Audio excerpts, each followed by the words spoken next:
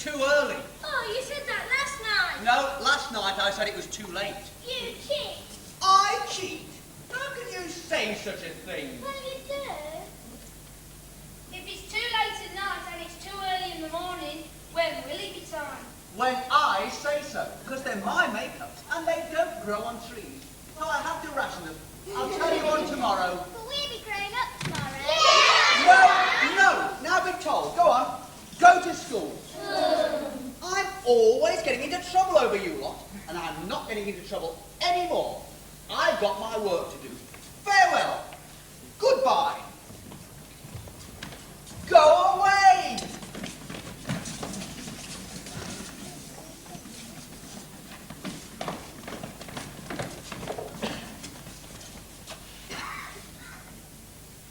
What's that? It's a frog, of course. No, it's not.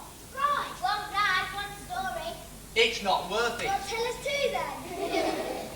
I think it's very cruel keeping animals in jars. Only a frog. Only a frog? Only a frog? How would you like to be that frog? How would you like to be stuck inside that jar, being carried round by a huge, great frog? How would you like that? Well, there's never been a little girl littler than a frog. Yeah, that's right. No? No. Positions, please. Now, as you know, there are lots of little uns and lots of big uns, right? Well, this is a story about someone who was even littler than little. And that's even littler than you. Now, once upon a time, there was a young wife, and she desperately longed for a little child. So, she decided to go and see a witch. But this witch lived in the middle of the petrified forest. But that didn't worry the young wife. Off she went, deeper and deeper into the forest, until she came to the cottage that belonged to the wicked witch. She went up to the door, and she knocked. The door very slowly opened.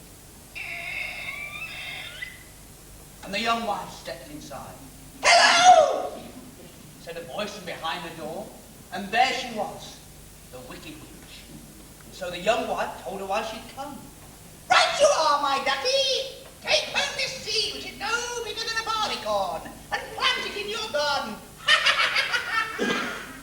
Well, this the young wife did, and the next morning the seed had flowered, and there, lying among the petals, was a delicate little girl, no bigger than my thumb, and her name was Thumbelina.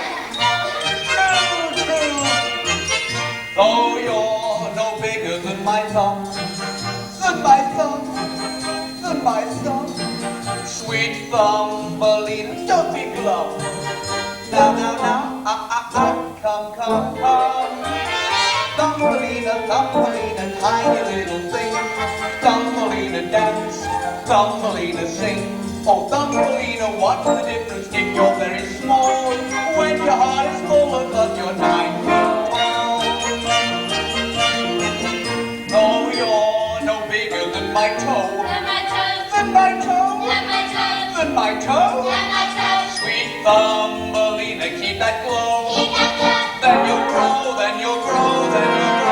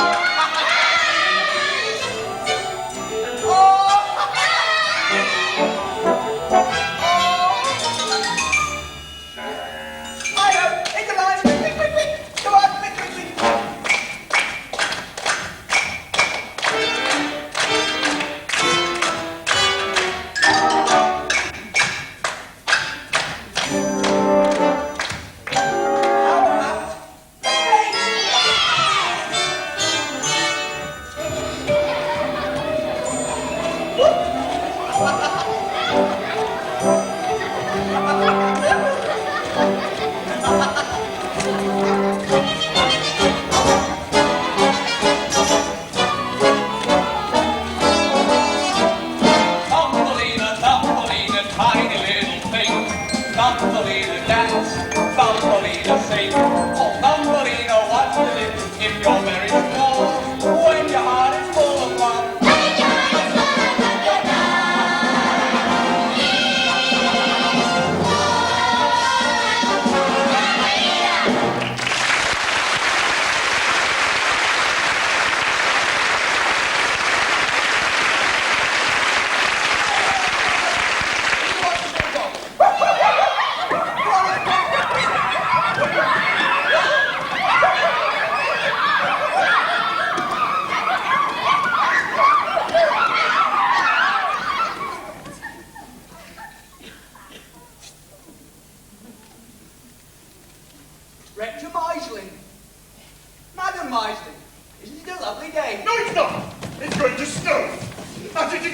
see? What have I told you about delaying my duty? Steals would be a better. I know what I'm saying. He uses up their concentration. And it's useless driving me mad. It's best never to bend over until the hangover fumes have cleared your wrist. See what you've done? You and your ridiculous fairy stories? It's the devil's work. Anderson, where are my boots? Do you expect me to walk through the town in my socks? I'm sorry, Rector. I haven't had time. If you spend less with the children and more with my boots, you'd have more. Pardon? What the rector's I trying know to say? what I'm trying to say. Of course you do, dearest, but you should sit down. To be honest, Rector, I've been doing some writing. Don't you play a hand on him, you rogue! It's my new tragedy, The Robbers of Wissenberg. As the maidens dance the robber's return, Bruno salutes the princess and hands her the head of a chieftain. Head? How gruesome! No, I am your lord and master. Tonight must our bridals be solemnized. Your third wish is granted. Then the head rolls out of the sack. I think I'm going to be ill. Your new tragedy, eh? So you've written others, have you? A few, yes. Well. Quite the little Shakespeare, aren't we? Well, actually, my real hero is Walter Scott. What I'd like to do is write a few plays in the style of Scott, but as if Shakespeare had written them, if you follow me. Oh, perfect. Couldn't be clearer. And I'm going to call myself William Walter Anderson. But your name's Hans Christian, idiot. I know, but William Walter sounds better, and it's a sort of a tribute, too. Such modesty. Why not William Scott Anderson? Or Walter Shakespeare Anderson. Of course, when I'm really famous, they'll just call me Anderson. And tell me, William, what do you intend to do with these plays? One day I'm going to go to Copenhagen, and I'll go to the theatre. The den of iniquity. And I'll show my plays to whoever reads plays. And they'll read this? Yes. And shall I tell you what they'll say? Shall I tell you? They'll say, how dare you call yourself a dramatist? They'll kick you down the stairs. What tragedy indeed. We can't even spell. Solemnize with 2 I's and half a dozen S's. It's ludicrous, hopeless, and it's dangerous. Be warned, pride cometh before the fall. Amen. Amen. Congrats. He's in a terrible mood. I hope you're satisfied. When he's that angry, he just hates being sober. I'm sorry, Madam Margie, it's all my fault. Sorry, is that all you can say? What else can I do? Well, now that moving and taking your ridiculous stories with you, what is it? How do you See what you've caused, Frogface. You've got the rector making fun of my spelling, and now Madam Mising's on the warpath. Can you imagine that? You don't know what that means. Still, what would you know about imagination, you crinkly old crow? Come on, I'll set you free. Go on, hop it, before I turn you into a dragon or a handsome prince. Do you want to be a dragon or a handsome prince? I can do it, you know. Harakazoo! He doesn't believe that I can do anything his imagination will allow. Take you, you pompous pump. I command you, become a giraffe. Harakazoom! Are you the young man what repairs boots? Yes, I'm Anderson. Splendid. How do you do? My name is Peterson, Otto Sebastian Peterson, at your service. You play the violin? Do I play? Of course I play the violin. In any tempo, anyway, anywhere, any time you like. What can I do for you? Well, I am in some perambulatory embarrassment. Broke? Yes, always. But I was actually referring to the boots. Oh. Most unfortunate. Could mean professional ruin. Have to play the piano. And if I get this snarl around the pedal, probably break my leg. Can you help? I'll do what I can. And, presto. Pardon? Presto. I'm in a hurry. Oh. Have to get to the theatre. Chance of a lifetime. Mustn't be late. The theatre? What, here in Oden, sir? Yes, I was just passing through, then I heard of this wonderful engagement. 3 hours' work at possibly half a kroner an hour. Half a kroner? That's not much, is it? Not much. And you're as broke as I am, my boy. It's El Dorado. What are you rehearsing? We are rehearsing an opera. An opera? You sing as well. Lord, far more important than that. I'm the key to the whole business, the crux, the decisive factor in the success of the eventual performance. I am, sir, the rehearsal pianist. Excuse me. Must tidy myself up a bit. Must look one's best when working with Mademoiselle Lind. Mademoiselle who? Jenny Lind, the Swedish nightingale. Perfection, my boy, an angel. You will come with me to the theatre. I've never been to the theatre. What on earth do you do in the evenings, then? Oh, nothing much. All my friends are in bed by 7 o'clock. 7 o'clock? Yes, the kids. The kids? Yes, it's not much fun going anywhere on your own. Oh, I see. You have no friends of your own age. No, just the kids. Mind you, I'll lose them by the time they're about 14. Isn't that rather careless of you? No, it's me makeups. Your what-ups? Makeups. Imaginations. I'll make up stories to amuse the kids. Oh, I see. So you are a writer. Oh, I'd like to be. But not the kids' stuff. No, I want to be a dramatic poet. I've written this play. It's called The Robbers of Wissenberg. Brilliant! Then we will take it to the theatre and show it to the manager, or possibly to Miss Lind herself. Have you the script about your person? Pardon?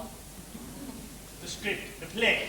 Oh, yes, it's here in the shop. Good! Then what are we waiting for? Your boot. What boot? Oh, yes, I'd forgotten all about that. Splendid. Better than new. Look at that, splendid. If your storytelling's as good as your boot-making, my boy, you'll be rich and famous in no time. We'll take Europe by storm together. Excuse me? Europe by storm together? Why not? Not me. Not Europe. Not yet. All right, Miss Chancellor. The secret is to recognize that chance. When you find that opportunity's knocking at your door, don't retreat or feel the need to keep living like before. Why become a glum creature of habit? Life is there, I swear, for those who have it. Go ahead and grab it. Starting now, you must remember that life is full of chance. So spin the wheel, toss the dice, it's the only way that you'll advance. Wherever you go, whatever you do, you've got to dare to take a chance. Listen, can you hear it? Hear what? Opportunity knocking. Yeah. There's an age-old misconception that life means paying dues. Well, I've a better contribution than pounding people's shoes. I can think of nothing more inviting than spending every livelong day just writing. Now that's exciting! I can have the best of everything. This I guarantee. Why should I be satisfied with a life that isn't fancy free? No, wherever I go, whatever I do, I'm gonna dare to take a chance. Leave me conquering Europe. Just a minute, I'm already in Denmark. I'm nearly there. I could have my plays presented and make this town so proud. Then I'd be praised and complimented by faces in the crowd. There's a world of opportunity around me. And thanks to you, it sought me out and found me. Oh no, you astound me! But now you must remember that life is full of chance. Spin the wheel,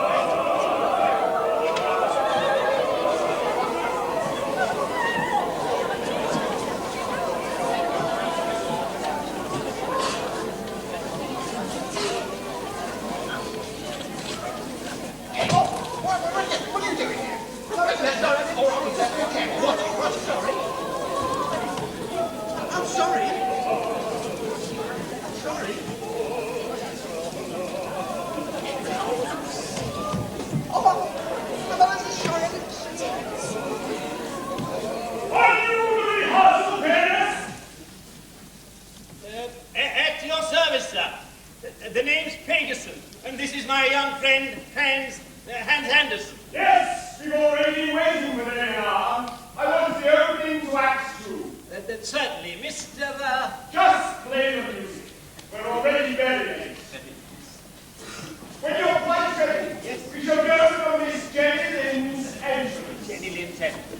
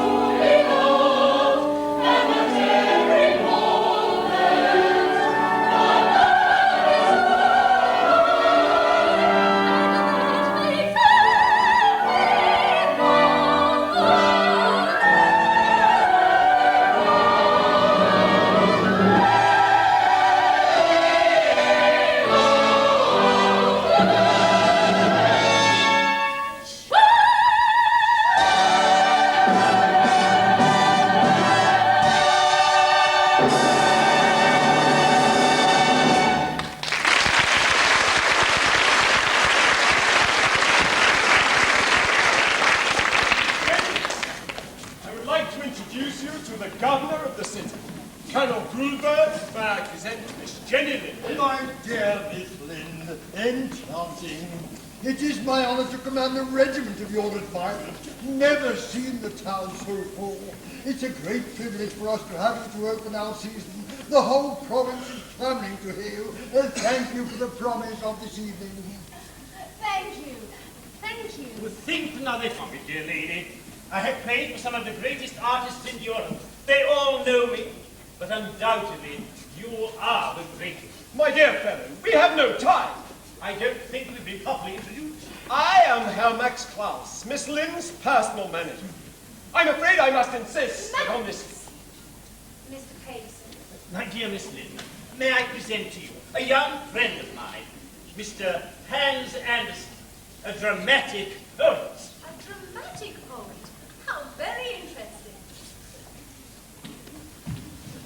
An excruciating privilege. Hans Andersen, I've never heard of you. Are you published? Are you performed? Not quite. Either you are or you aren't. Max, he's very young. I'm still a manuscript. That is what my play is. Or rather, it was a play, but now it's an opera. How splendid. An opera? Since when? Since about 5 minutes ago. An opera for Miss Lynn, dedicated to Miss Lynn. It's called The Robbers of Wissenberg. You will sing the part of the princess. I don't like the There title. is a princess. Yes. I don't like the title. I'll change it. The Singers of Bissenberg. And the music. I'll write that too if you like. Oh, charming. Thank you. Impossible. Get out of this theatre at once. May I suggest you return to your plough and your cows or whatever? Cobblers. I beg your pardon. I come from a long line of cobblers. Well, may I suggest you return to your trade and stop wasting our time? May I say something? Why, Jenny, my dear. I want to read his play. But the boy is a peasant. Max, I insist. Jenny, my dear, I'm paid to protect you from bores and buffoons. The gentleman is neither a bore nor a buffoon. I would very much like to read your play. Come to my dressing room tonight and we'll discuss it. Don't forget now, during the interval. Colonel. Goodbye, Mr. Anderson. Set up the scenery for the beginning of Act One. We shall resume rehearsal immediately after lunch. I could have my plays presented and make this town so proud. Then I'd be praised and complimented by faces in the crowd. There's a world of opportunity around me, and thanks to you, it sought me out and found me. It's all around me. When you find that opportunity's knocking at your door, Don't retreat or feel the need to keep living like before. why become a glum creature of habit? Life is fair, I swear, for those who nab it. Go ahead and grab it. Starting now, you must remember that life is full of chance. So spin the wheel, toss the dice, it's the only way that you'll advance. Wherever you go, whatever you do, you've got to dare to take a chance. Opportunity! Opportunity. Opportunity! Opportunity. What a marvelous audience. 3 encores with the first aria. Quite an incredible conductor. No idea of tempo, no idea of anything. Mr. Anderson, what are you doing here? About my play. Ah, yes, of course, your play. You've read it? Yes, I have. Very carefully. I'm afraid. No good. I'm afraid I can't discuss it now. This is only the first interval. How many are there then? 2. So later, Mr. Anderson. We'll discuss it later. We'll discuss it later. She loves it. She loves it not. She loves it. She loves it not. Excuse me, love. Are you in Act 3? No, I'm just waiting, taking a chance. When you can't stand here, Why not? because you're right in the way of my party soul, darling. Hold me.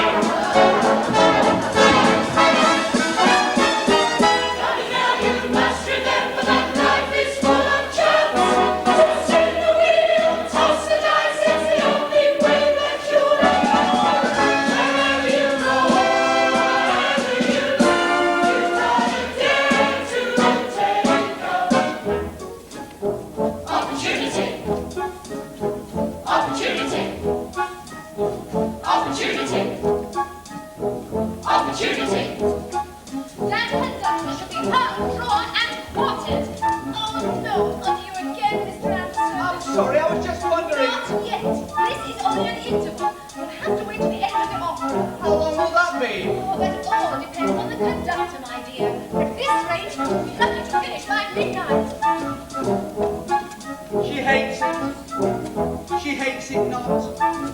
She hates it. Place this clever She thing. hates it. Curtain going up. You're in Act Two. No, I'm just waiting. Yeah, take hold of that chair. Okay, take it in.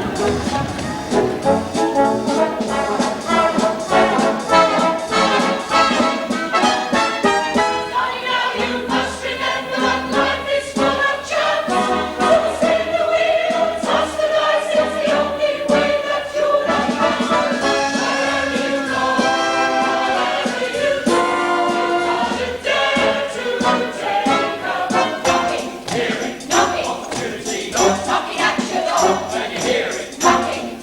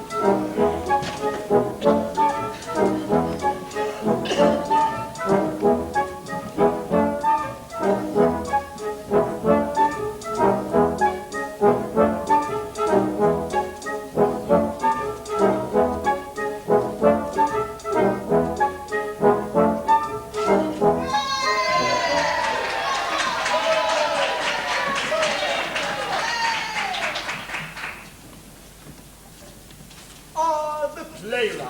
Evening. Here, you better take this back.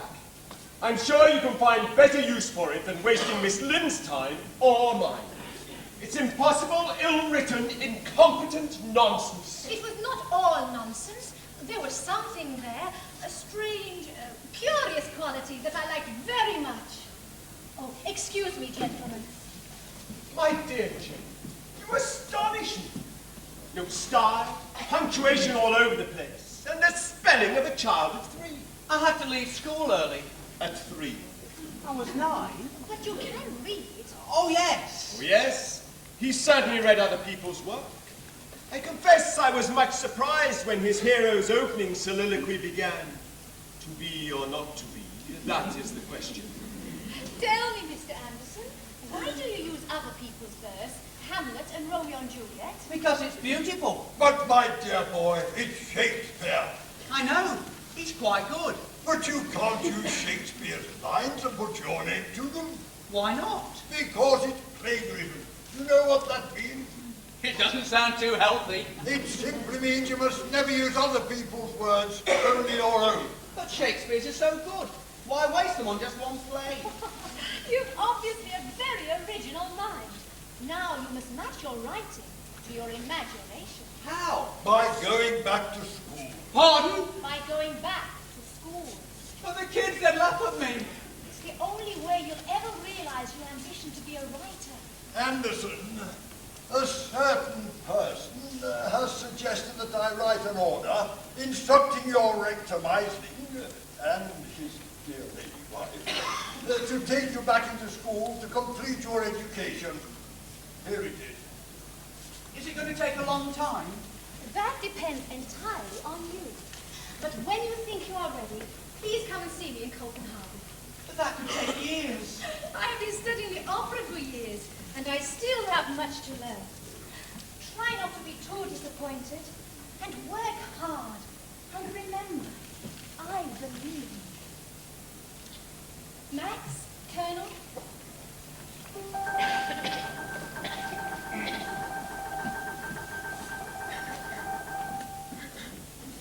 Could I be dreaming? Jenny kissed me. Jenny kissed me. Touched my hand. Why tempt my heart? She is much too divine. Why let it start? She'll never be mine. To love her and hopelessly to need her would be more than I could stand. No, I wasn't dreaming. Jenny kissed me. Jenny kissed me, touched my hand. Why tempt my heart? She is much too divine. Why let it start? She'll never be mine.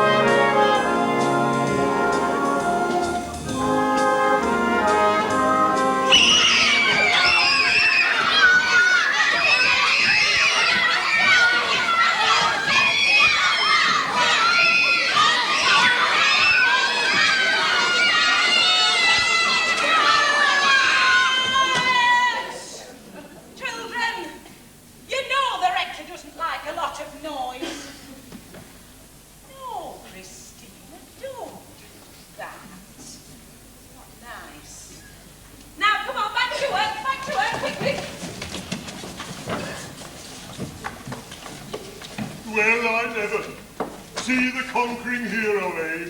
Patronised by the governor himself, and all because of the interests of an actress. Actually, she was a singer. She was a shameless daughter of Jezebel. She was beautiful. Paint and powder. How she got down Colonel Goldberg, I shall never understand. All part of the devil's brew, may he rest in peace. Amen.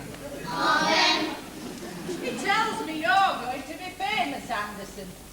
Why, then you'll be invited to a dozen balls every night. Hey, William. Or are we Walter today? No, I've changed all that. It's just Hans Christian again. It's time you woke up, boy. I'm pleased your failure has brought you down to earth with a bang. I'm not a failure. You've always been a failure. Teaching you to spell is a waste of time. But I've got to learn. It's important. I'll have you at it from morning till night, holy days and Sundays included. May the Lord forgive me. Amen. Amen. Here. Start at the beginning. Volume 1, A to E. That should keep you occupied for 6 months or so. Then you can sleep down in the cellar. Silence! It's not fair. It's not your place to have opinions. Only gratitude. Oh! Go to your room and stay there, you... And now, my dear little children, what is the lesson for today? Christmas. Then get on with it! And anybody who's not up to the mark by the time I get back, I shall chastise. I'm just going upstairs to write my sermon. Fortunately, I don't seem to have much inspiration this morning. It's on top of the wardrobe. Inspiration? The brandy. Silence! To your books! And if I hear a whisper out of anybody, I shall be down with my strap. As David smote the Philistines, so also shall I smite. Amen. Amen. And as for you, Anderson, just remember, I'm watching you, Anderson. I've got my eye on you. You're the sort that needs watching. And you know what? I'll tell you, because you're too big for your boots, lad. You've got ideas above your station, and that's dangerous. You're a menace to society. You've got ambition, and we don't like that, Anderson.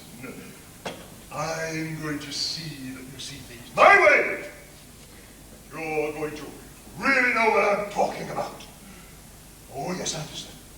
I've got my eye on you. I'm watching you. And before I finish, you are going to wish you had never been born.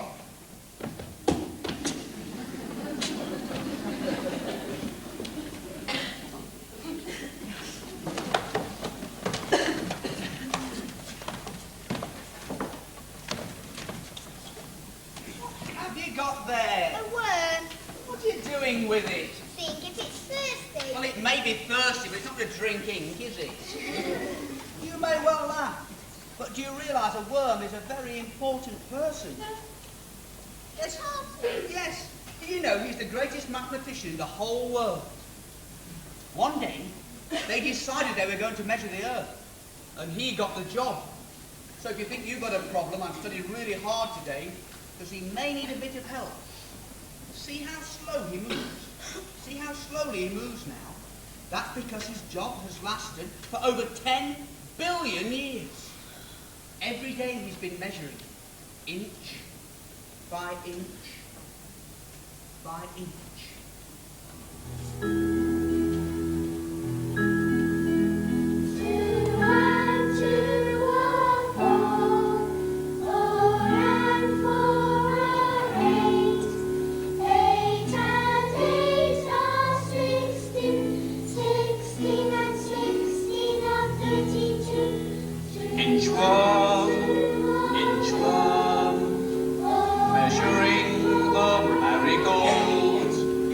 And your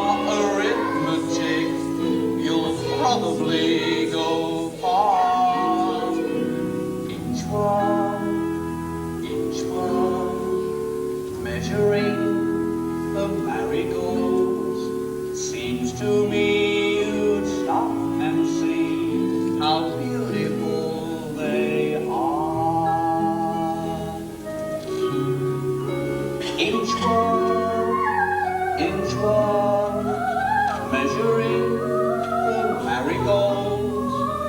You and your arithmetic, you'll probably go far. Inchworm, measuring the marigolds. Seems to me you'd stop and see how beautiful they are. Seems to me you'd stop and see how beautiful they are.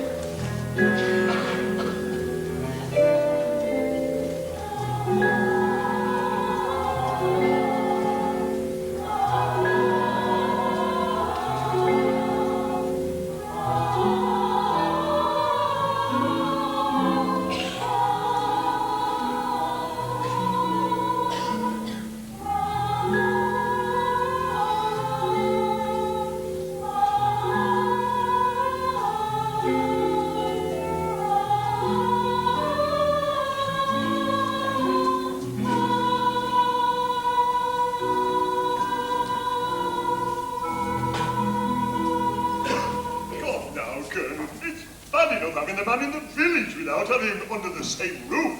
The stories, you see, is a bad influence on the children. He doesn't concentrate. Never. He's lazy. Always. And he's most unwelcome. Most unwelcome. And if you ask me, I'm not asking, Madam Meisling. I'm imploring you and your invaluable husband to try to improve what Miss Jellybean considers to be a huge challenge. He can't spell, you know. I do know, but you must help him. But not indefinitely. He's outgrown his desk as it is. We'll give him till the snows. Then if his spelling is still bad, he must forget his writing and return to his boots. Agreed? Agreed. Agreed.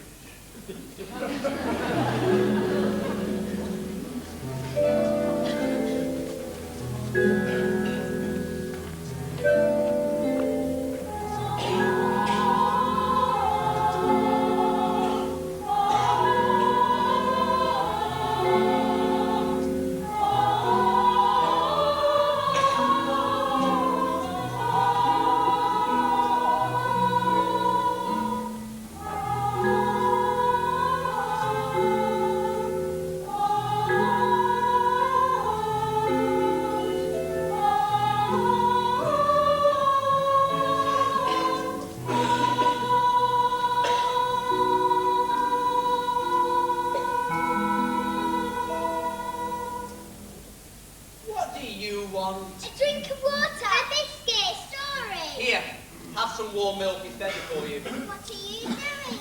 What I'm always doing, working, without interruption, I trust.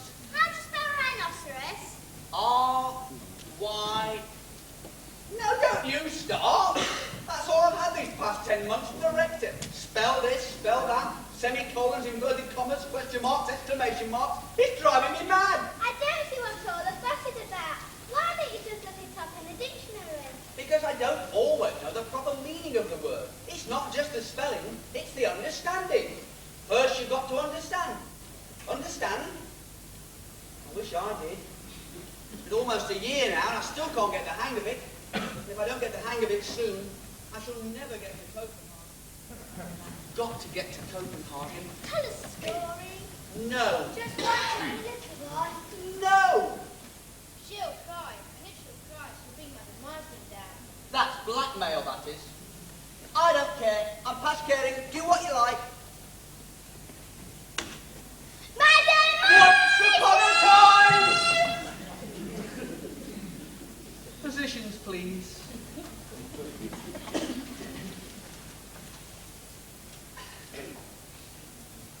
Once upon a time, there was a little tin soldier. Tin?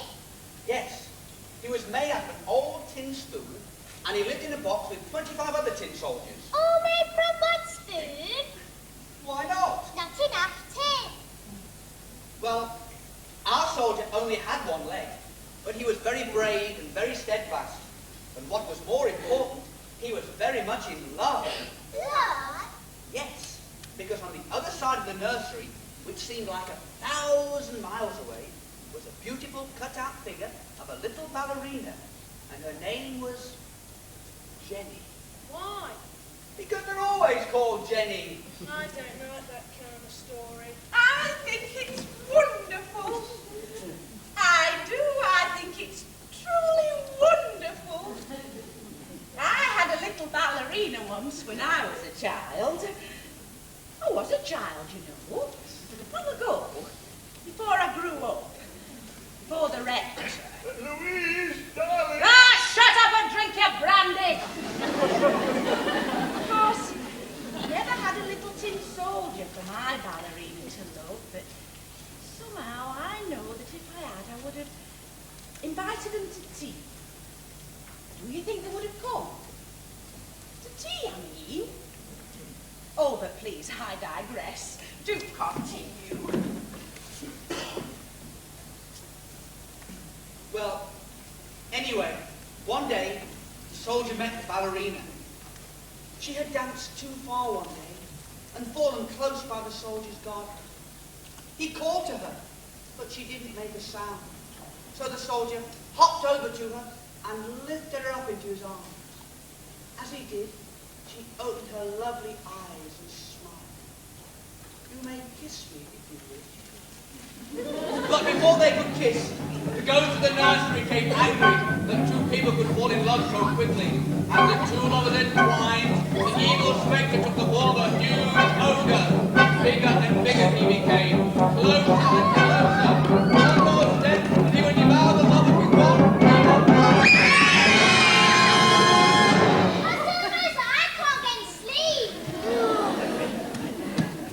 Anderson! Put down my wife! Anderson, you snake in the grass! You viper in my bosom! Is this the way you would play my foolish hospitality? Summon the parish! Summon the parish! Everyone will be asleep. Well, wake them up! I want the whole world to witness this infamy! Oh, will it all be a terrible little I saw with my own eyes! do anything. Silence! Under my very nose you were stealing my wife from me! That's not true. And what were you doing? I was telling her a story. Silence! Silence! Silence! Oh, you must keep calm. This wretch! This wretch has insulted my wife. I must be punished. Bring me a sack. A sack? What are you going to do? You are going to be put into a sack and thrown into the bowl. You can't do this to Oh, me. yes, I can do that. I give the orders here. I'm the rector. And for your infamy, Anderson, I could have you burnt at the stake. But it's against the law. I am the Lord. Vengeance is mine, saith the Lord. Ah, shut up. I warned you, I was watching you. I knew you were dangerous. Well, you can now write all the plays you like in the bottom of the bowl. Excuse me. Otto. Rector Meisling, I believe. Yes, now what can I do for you? Be so kind as to release Mr. Anderson. Presto. I wish to take the evening coach to the sea, and I wish Mr. Anderson to accompany me. What about his studies? His studies, dear lady, are over. Oh, no, they're not over. I have a duty to accomplish. This man must be punished. And anyway, my orders were that he remains here until he can spell. Oh, but he can spell. Prove it. Hypocrite. Hypocrite. Shut your eyes, Hans, and you will see the word hypocrite. I can't spell. Not a hope in Hades. Never in a million years. Try. You must try. Shut my eyes. Yes, shut your eyes. Hypocrite. Hypocrite. H. Brilliant! Hypocrite.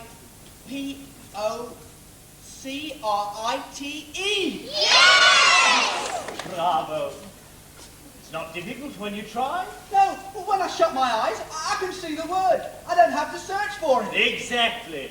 Now spell the word Ecclesiasticus. Oh, Otto, please. Go on, try. You must try. Shut your eyes.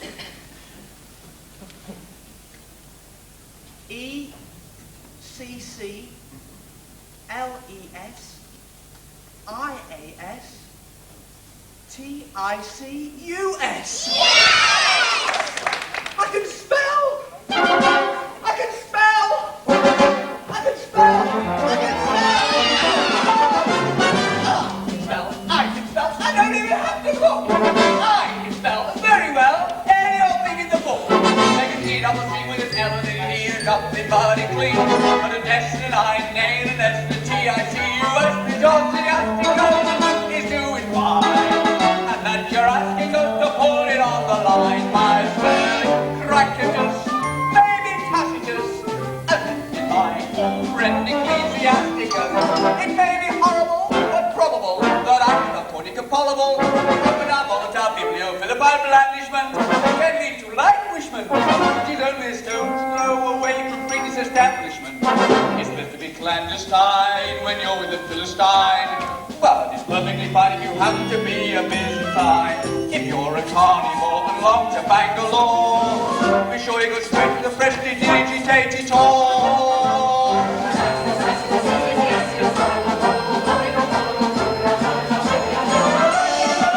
Can lead to languishment, which is only a stone's throw away from his establishment.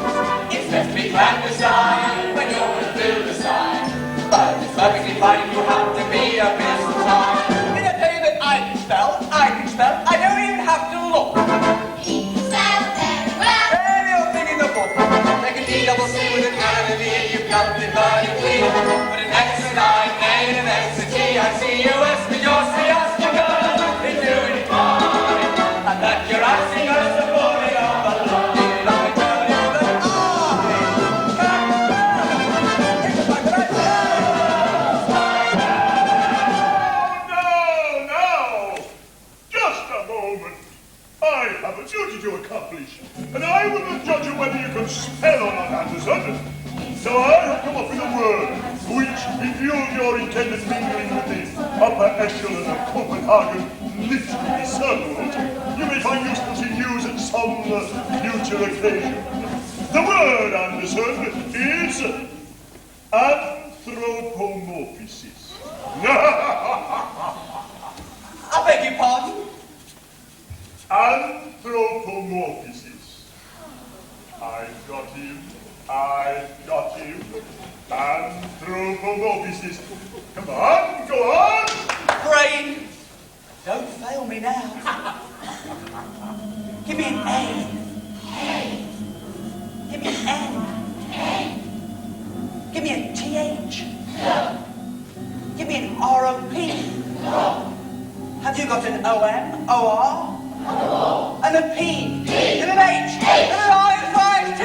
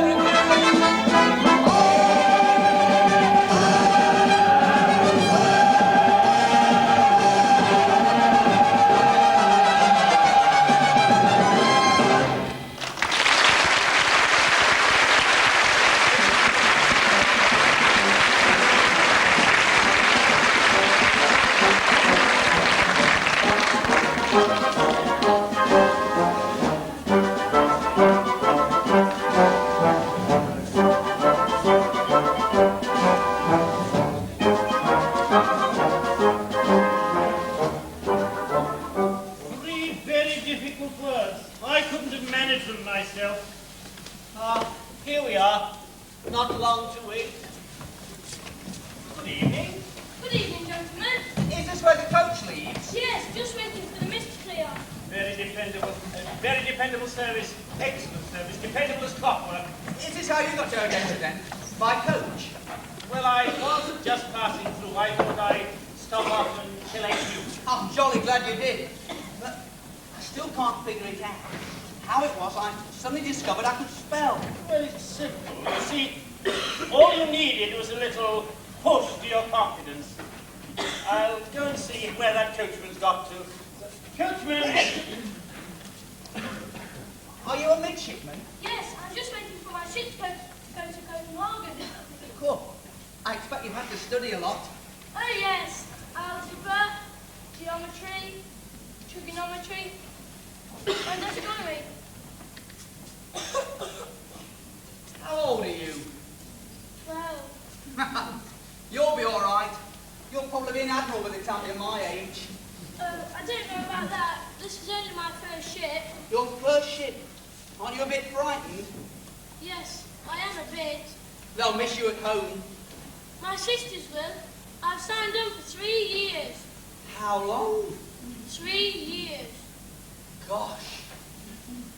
Still, think of all the fuss they'll make of you when you come home. Just imagine it, in 3 years' time, when you've grown about 6 feet, and you've got a kit bag on your shoulder full of that treasure trove. Spanish lace, French perfume, a parrot on your shoulder, and a jam jar with a mermaid in it. That's the best thing about going on a long journey, knowing there's somebody waiting for you at the end of it. Is that why you're going to Copenhagen? Someone there waiting for you? I hope so. Please, God, I hope so.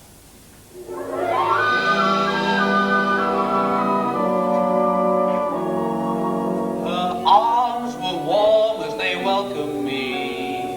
Her eyes were fire bright. And then I knew that my path must be through the ever-haunted night. Anywhere I wander, anywhere I roam, till I'm in the arms of my darling again, my heart will find no home. Anywhere I wander, anywhere I roam, her voice was oh such a soft caress, of love it gently told, and in her smile was the tenderness I may never more behold. Anywhere I wander, anywhere I roam, till I'm in the arms of my darling again, my heart will find no anywhere I wander, anywhere I roam.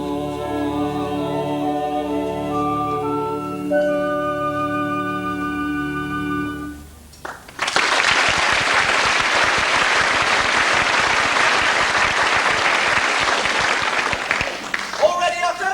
All ready, then. Copenhagen? Copenhagen!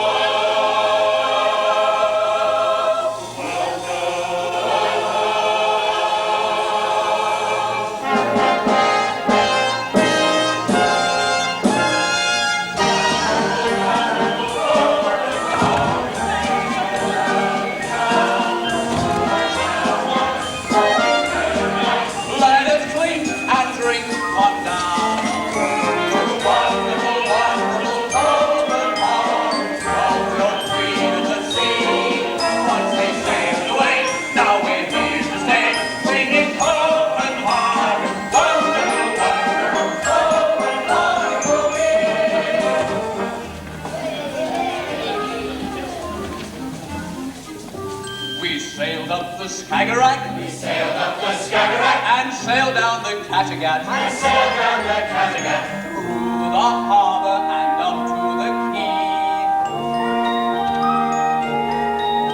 And there she stands waiting for me with a welcome so warm and so gay.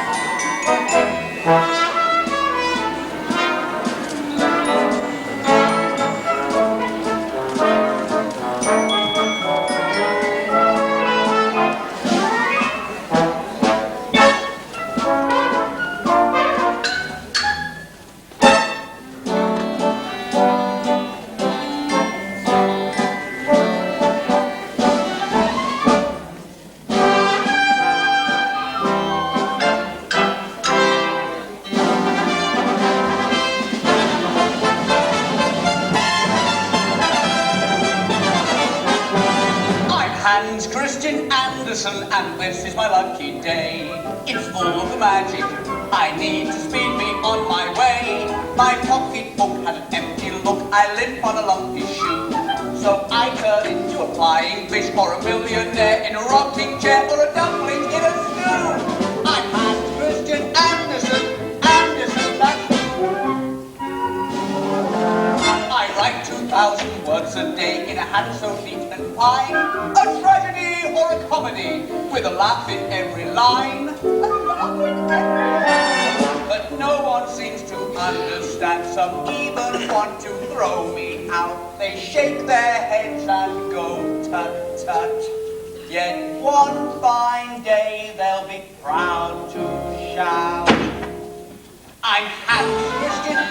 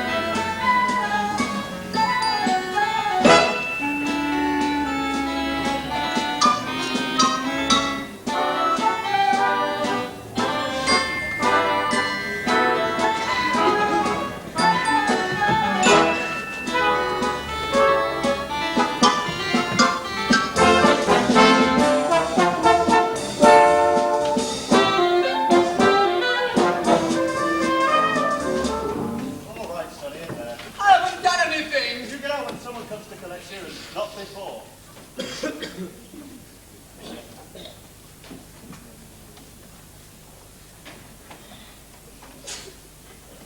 What do you want?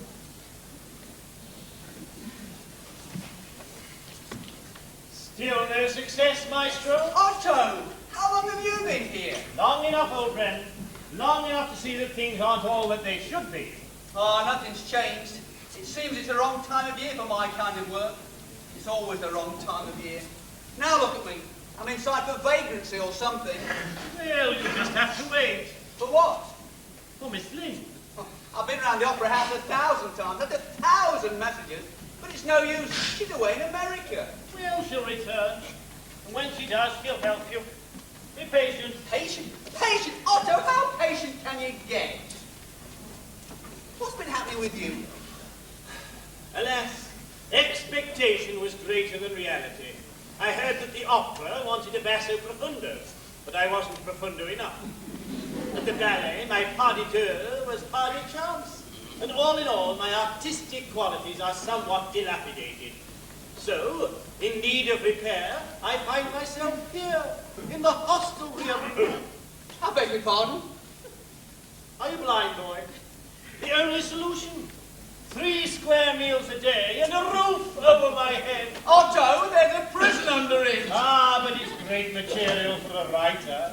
The first chance this writer gets is going back home. I don't blame you. About time, too, you're giving up.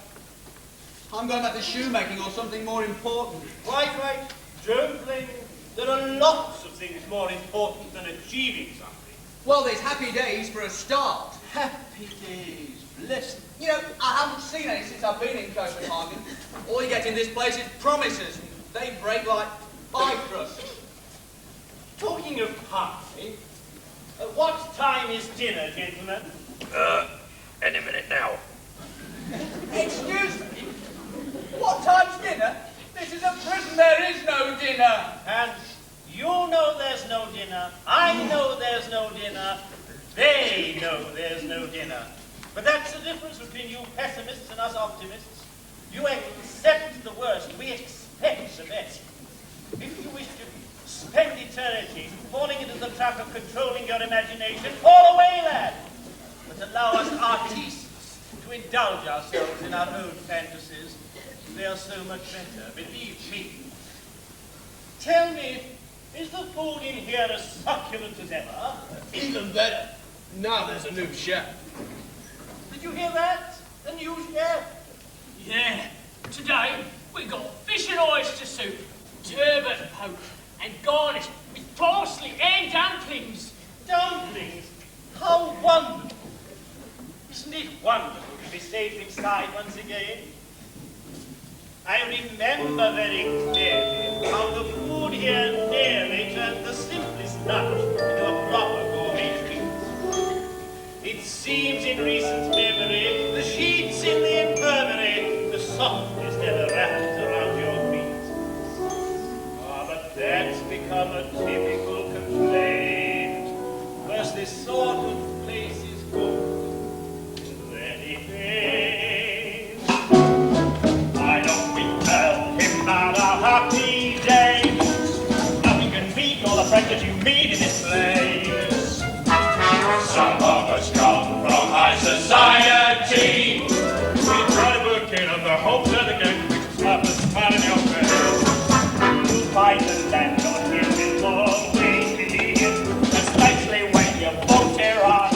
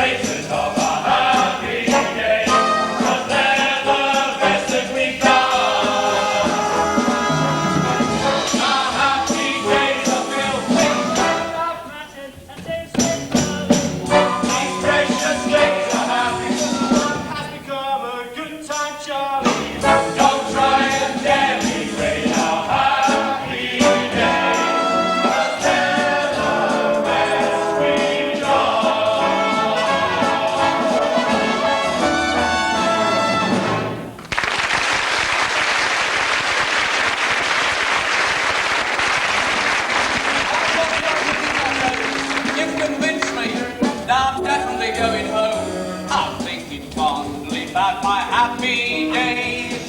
Searching for fame and thought back all the things I missed. Life was so simple in so many ways. At least when you tried to live your life decent, you didn't end up like this.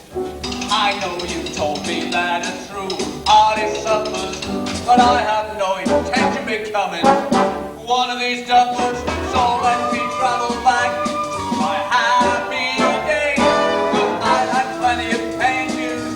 Give me a hammer and some worn-out shoes. Don't talk to me about my happy days, 'cause they have yet to arrive.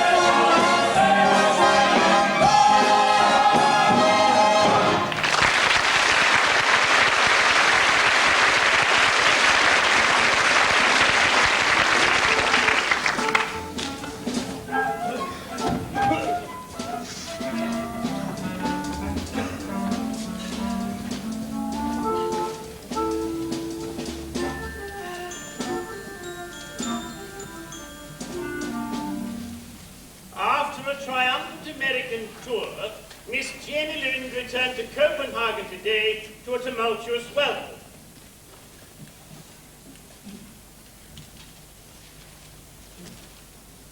A reception will be given in her honor at the home of Max Klaus, the famous impresario and manager.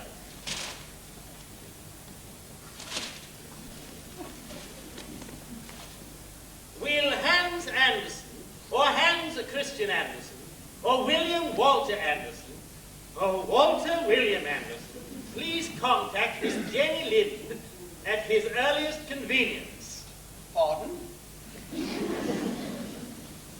Will Hans Andersen, or Hans Christian Andersen, or blah, blah, blah, blah, blah, please contact Miss Jenny Lind at his earliest convenience. Anderson? That's me. Then you're in, lad. Well and truly, in. Hey, look, it says Hans Anderson. Can you imagine that? Oh, imagine! We're back to the old routine, are we? I thought you'd given up all the kid stuff. Look, it says Hans Anderson. Jenny Lind, I'm in. Now get out, lad. Inform the authorities herewith that you are within and wish to read. Without! Hey, let me out! I'm Hans Anderson. Look, I'm in the paper. Let me out!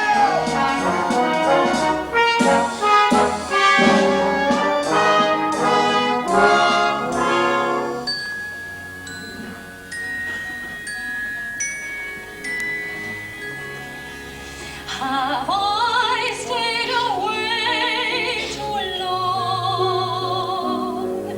Have I stayed away too long?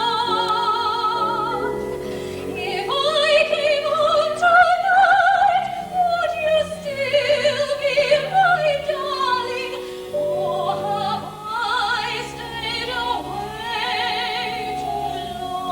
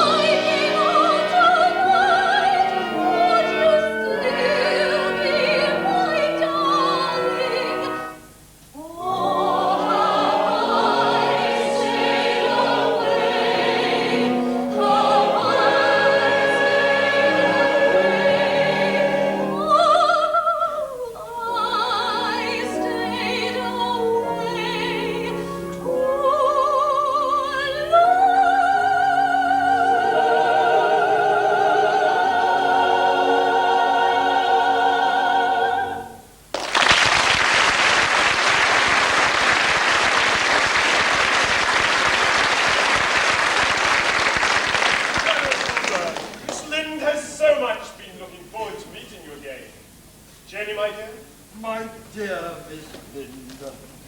Had I known you were landing in Copenhagen, I would have ordered a royal salute from the battlement of Elsinore. To be home again is enough. Home? Oh, I was born in Sweden, but after my concert tour of America, all Scandinavia seems like home. Mr. Hans Christian Andersen. Ah, Jenny, my dear, what on earth is that peasant doing in my house? I did not invite him. I must have him turned out. I invited him, Max. Mr. Anderson, how nice of you to come and see. But Jenny, surely you can see for yourself. See what, Max? Never mind. You see, I have not forgotten. And thank you for all your kind messages. I received them on my return, and I remembered you. And here you are. Now, there is a magnificent lunch. Are you not hungry? Not really. I'm not a guest, am I? Nonsense. You're here as my friend. Now, tell me, what have you been doing with your career? Oh, nothing much. I've written a play and a ballet, but I've given it all up. Why? No success. No one was interested. I lost somebody once, but she went away. I'm sorry. But you're still a friend here. Oh, yes. Odd friends, perhaps. What do you mean, odd? Well, I don't look like the sort of person who could be a friend of a prima donna. Why ever not? I think you look very nice. I feel a bit lost in all this. All what? This house. These people. Self-pity is a waste of time. Now, this play or ballet of yours, perhaps I could read it? It could make an opera. Can I read it for you? It'll only take 5 hours. Isn't that a little long for an opera? The first act, then. Do. The Vikings of Wissenberg. Act 1, Scene 1. The marketplace. The villagers begin by singing the national anthem. In Wissenberg, where I was born, and there 'tis very homely, there clings the roof whence I return. My tones are soft and comely. Brilliant, homely, comely, brilliant. My friends, luncheon is served. Jenny, I have given this party especially in your honor. There are many important people here who wish to meet you. Yes, Max, I know. I'll come now. I'm sorry, Hans. Please, don't go away. I won't be long.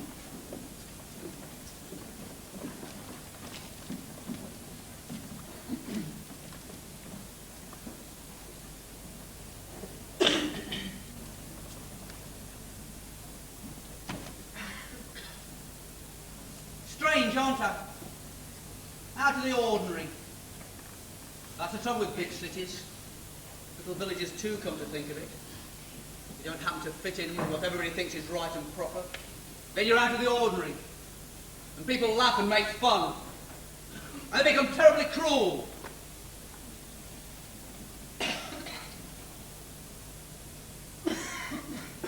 I remember there was a summer once in the country. Just an ordinary summer. And there was a farm with ordinary cows and ordinary ducks. And by the side of the lake, just an ordinary lake. But in the lake, there was a nest. And in the nest, an egg. And suddenly, there came a tap. Then another tap. And a clap. And out popped an ugly duckling with feathers all fluffy and brown. And the other birds in so many words said, get out of town. Get out, get out, get out of town. So we went with a quack and a waddle and a quack and a flurry of I and down.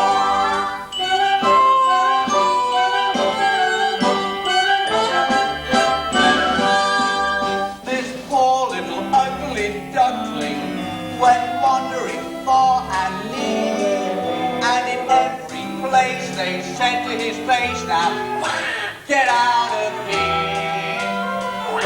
Get out, get out, get out of here. So we went with a quack and a waddle and a quack and a very unhappy tea. All through the time he hid himself away, ashamed to show his face, afraid of what others might say.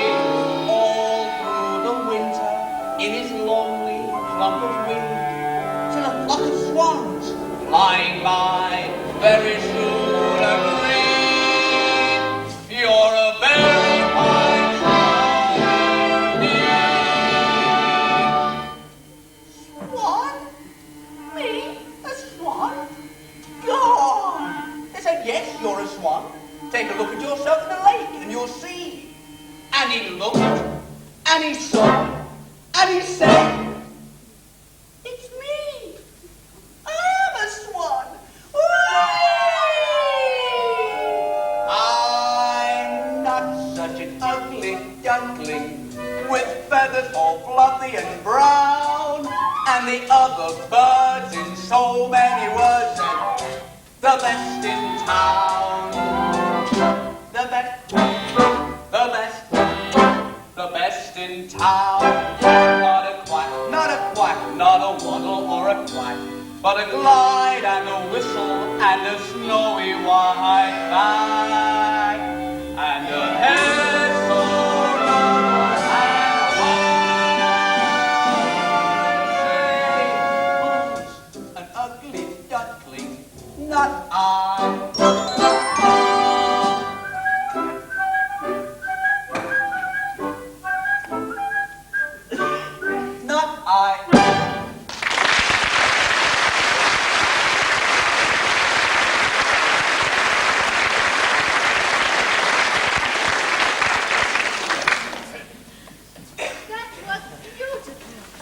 It'll never make an opera. Nor the Vikings of Wissenberg. Tell me, have you any others like this last one? Oh, dozens of them. I used to make them up back home to amuse the children. But it's very difficult to amuse children. How on earth do you begin? Generally, once upon a time. Once upon a time there was a duckling, or a witch, a snow queen, a nightingale. We must get them published. What, me makeup? Of course. But who's going to be interested? I'm interested. And I'm sure I could persuade other people to be interested. Not publishers. Yes, publishers. I know most of them in Copenhagen, and I'm sure they will not have a moment's peace until they have read your works. You do that for me?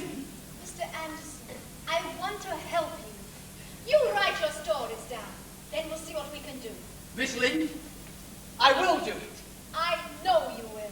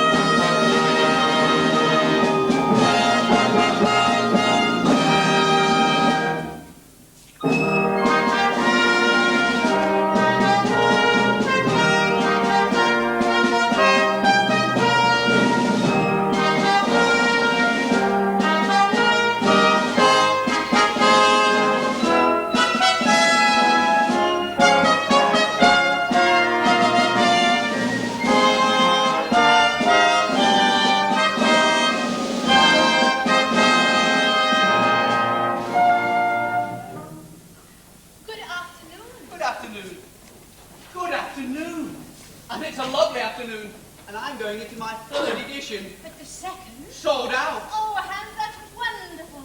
And how rich and elegant you are looking. It's all thanks to you. No, they were your stories. You persuaded me to write them. We won't quarrel. Do you know, care about the whole world, Jenny. Will you dine with me tonight? I'm singing tonight. Afterwards. And we can dine out again tomorrow. Tomorrow? I've just signed to write another dozen stories. We can celebrate that tomorrow. And you know, I've had an invitation to go on a world lecture tour with Dickens. America, France, Germany, Russia, and Egypt. Can you imagine, my dear Jenny, Egypt? And this morning, an invitation from His Majesty the King to appear in the castle of Kromberg. Oh, Hans, that's marvellous. Oh, you've worked so hard. That's the most unbelievable part about it. It isn't like work. It's like breathing.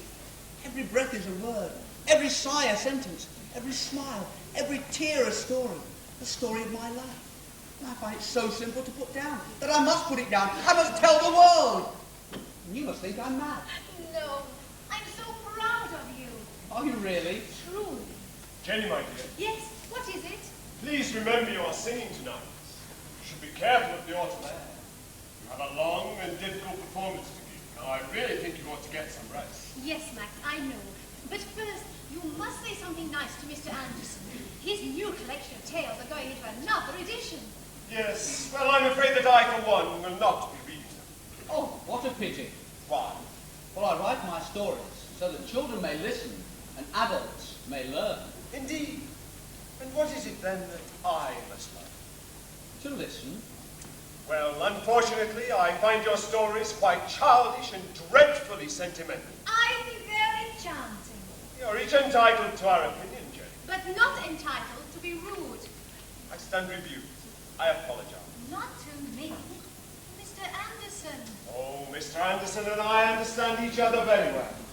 Shall we go, my dear? You go. I'll follow in a moment.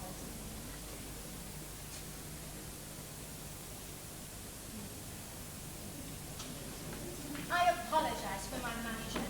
It seems that I'm always having to apologize for him. I mean it most sincerely. There's no need. I'm becoming quite used to him by now. He's such an excellent businessman, with experience and flair, and so long as I have my career... Miss Lynn, you and your career are going to take forever. Well, I suppose if I loved someone, I might give it all up. If someone loved me. But somebody does. I sometimes think so. But nothing is ever said. How could they convince you? Not with words. With imaginations, then. Imaginations are wonderful things, All you have to do is close your eyes and wish for everything you've ever wanted. You mean two people in love, living happily ever after, as in your stories? Yes, with everything possible, everything marvelous. Oh, I wish. Close your eyes. Halakazoo! No two people have ever been so in love, been so in love, been so in love.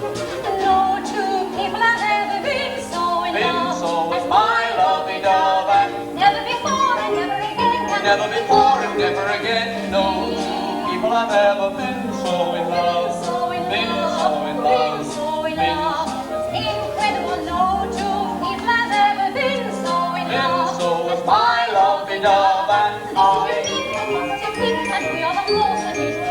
No two people have ever moon such a moon, June such a June, spoon such a What spoon. he means is that no two people have ever been so in Been so as my macaroon and I. And when we kiss, well, fancy this. It's hysterical, it's hysterical. Let me tell you. Well, certainly, darling. No two people have ever been so in Been love. so in love, been so in love. You're incredible. No two people have ever been so in love as my lovely dove and I. The very extreme is such a dream. Imagine if no two people have ever been so in love So as my lovely dove and I.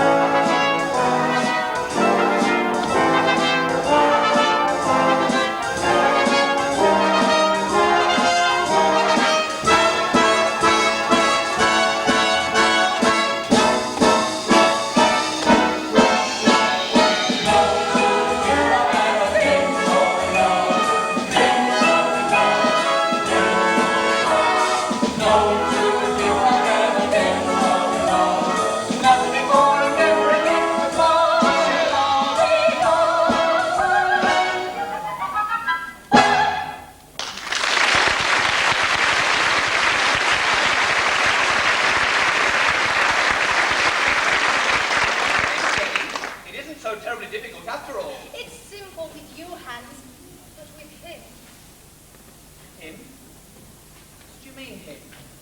The man I was talking about. I wasn't talking about another man. I was talking about me. Hans, it was make-believe. I was imagining, like you said. You were imagining someone else. Please, Hans. You must know I love you. How should I know? You should have thought it was obvious. We are friends. Good friends. More than that, surely. I want to marry you. I don't want to talk about it. But I love you. Hans, it's impossible. Surely you must realize there's someone else. Max Klaus? Whoever it is, it has nothing to do with you. It's got everything to do with me. Oh. Where are you going? To the theatre. I'm late. But I thought my success meant something to you. Oh, it does. But it doesn't mean I have to fall in love with you. Jenny! Buonasera, maestro. Oh, hello. I see you're on the loose again. Well, I was just passing through. I understand you are to be congratulated. A personal invitation from His Majesty the King. Hans, I'm delighted for you. What's the matter, old friend? You're looking very low. That's because I am very low. How do you fancy a trip to Egypt? Egypt? What on earth would I do in Egypt? You could come as my travelling companion. Wherever you like, whenever you like. Tonight. Subito. Avante! Avante! Wait a minute. What about the king? What about the king? Well, you can't ignore a royal command. That would never do. Really? What do you suggest? Well, the only consolation for the artist, maestro, work. Write a new story. Something for the royal ball. It will be expected of you. Will it? I haven't an idea in my head at the moment. There's not much time. Forget it. Winter's coming on. I said forget it. Egypt will be warming up. Have you ever seen him? Who? The king. Only from a distance. They say he's a fine figure of a man. The best dressed monarch in Europe. That doesn't say much to the rest of his contribution to the country, if any. A better thought, mon ami. Indeed. Indeed.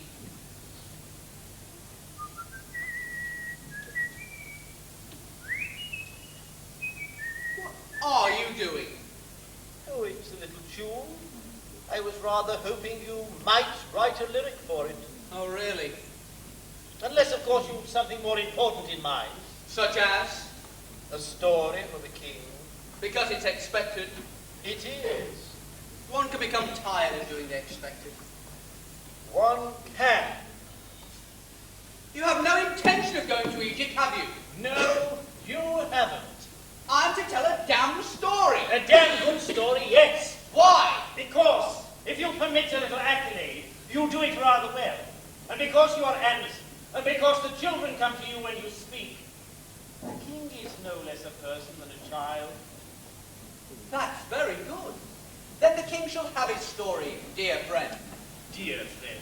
He being the best dressed monarch, eh? He being the very best.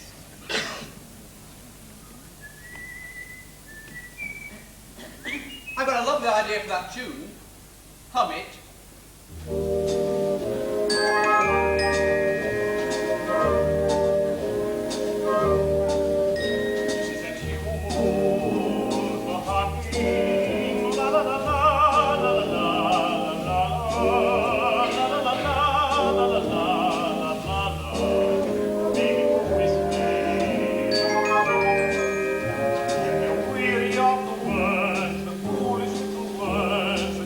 With every song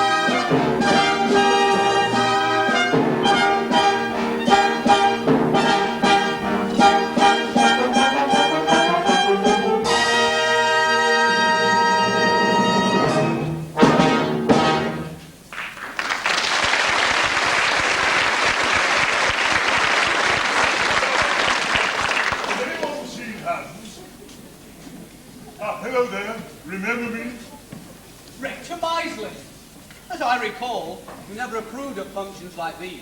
One must move with the times. And Hans, I treated you very badly, and I'm deeply ashamed. It's all forgotten. God bless you, Hans. Will you join me in a glass of wine for old time's sake? Not just now, thanks. Would you mind if I do? I do find that the heat in these places does tend to make one rather uncommonly thirsty. Make that a large one. Oh, Carl, I'm so proud of dear Anson. I think he learnt everything in my poor little house. He certainly learnt a great deal about life. Exactly, that's just what I tell everybody. Good evening, Madam Mice. Oh, charmed. Everybody wants to know me and ask me all about them. I've never been so much in demand. Come now, madam. Your beauty would be a passport in any society. Oh, flatterer. Oh, no, I protest. Oh, no, don't, I adore it.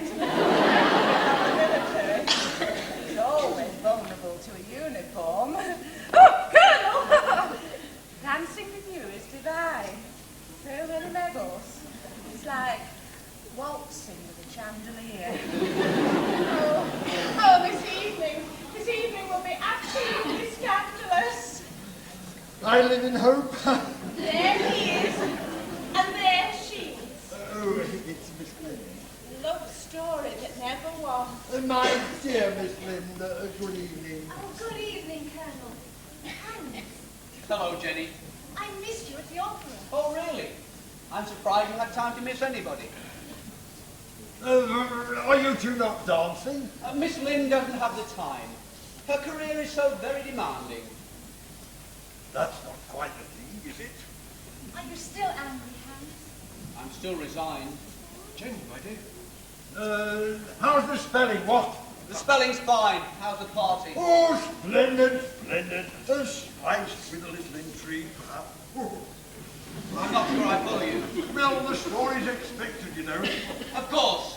Any particular premise?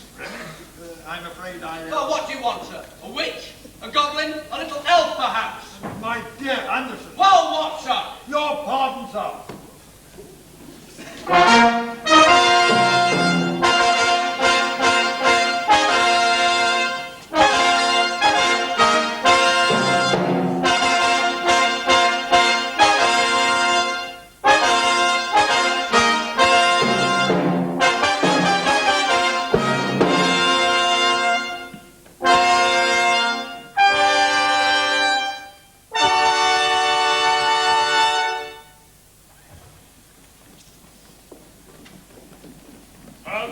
Anderson. Welcome to Kronberg. You have brought great honor to our country. Perhaps this evening, you would be kind enough to let us share what all Europe has admired. And now, what is it to be? A new story, sire, in honor of the occasion, and as expected, with your kind permission. Of course. Ladies and gentlemen, will you excuse me, please?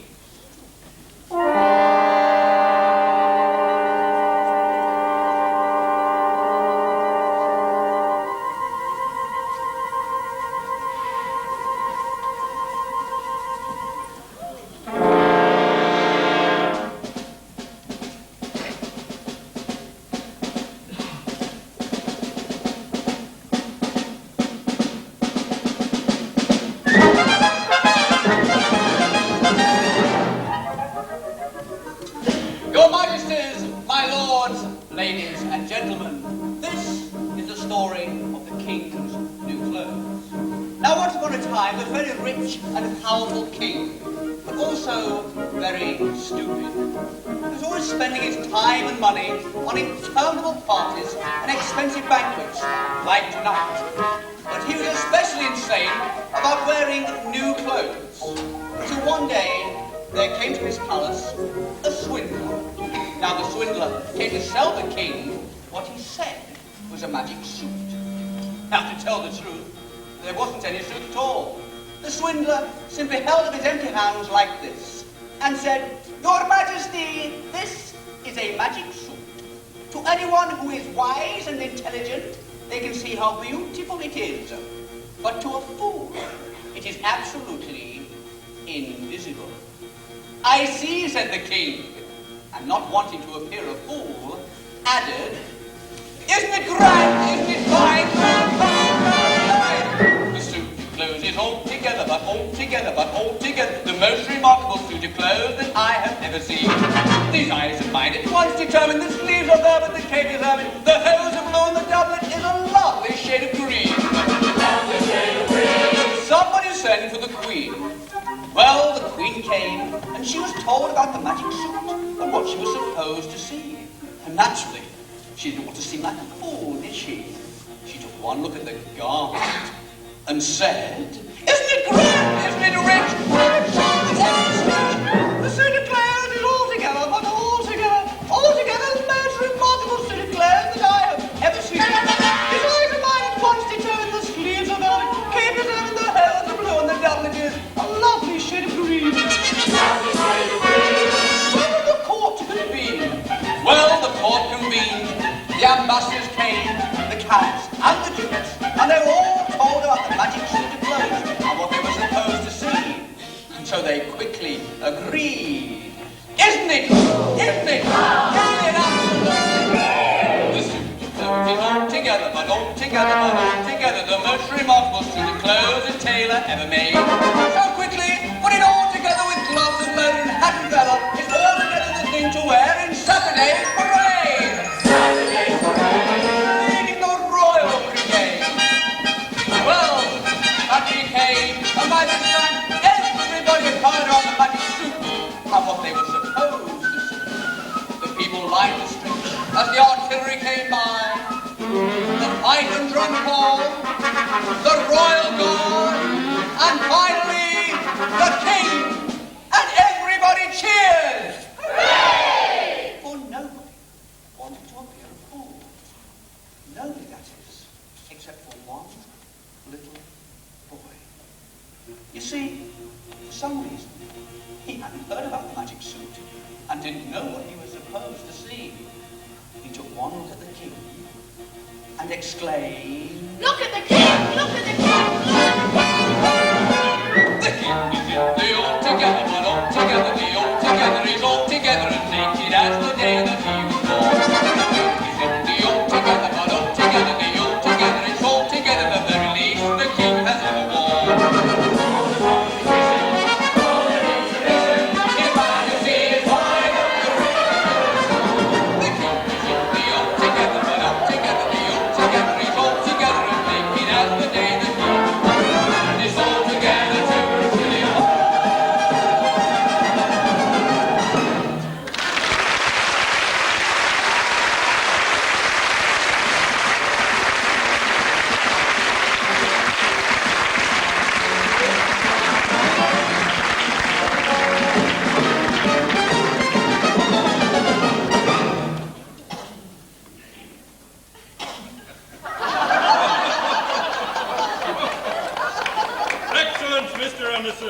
Excellent.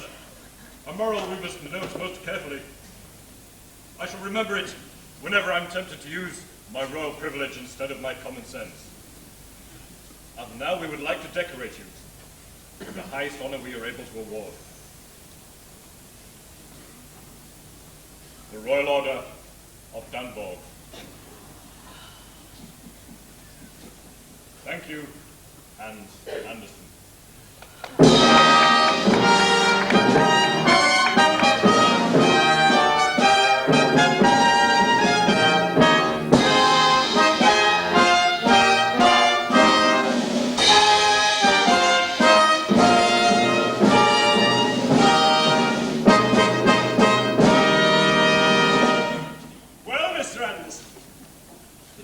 I may have underestimated you. That story was not bad. Not bad at all. For a shoemaker. May I congratulate you too, Hans? I'd rather you'd marry me. Please, I don't want to marry anybody at the moment. My singing is my whole life. You just don't love me, do you? But you are loved in the most marvelous way. Loved by thousands and thousands of people. By all the people who've ever read your stories. That's truly love. Here, wear this to remember me. Do you think I could ever forget you? You ought to feel so proud. Swan? A very fine swan indeed.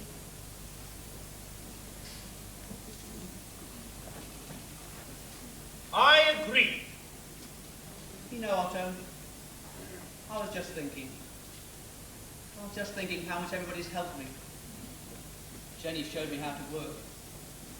You've always shown me the right direction to travel, but somehow I've always expected something more. Surely the rest's up to me now, isn't it? Good. At last you found your own way. You found your own road. You don't need me any longer. I'll be on my way. Oh, so you're leaving me too. Well, I was just passing through. Otto, who are you? Anyone you would have me be. I never did find a certain little frog. Then I'll be wrong. I could have been a dragon. Or a handsome prince. Kalamazoo! Kalamazoo! Imagine that. Imagine anything, my friend. They will listen to you. The whole world is your audience. Farewell, Maestro.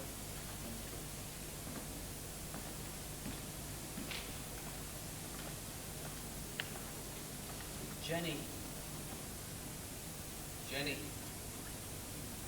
If I'm to be a swan, what will you be? Will you be my snow queen? My little mermaid? My nightingale? After all, I can always imagine a happy ending.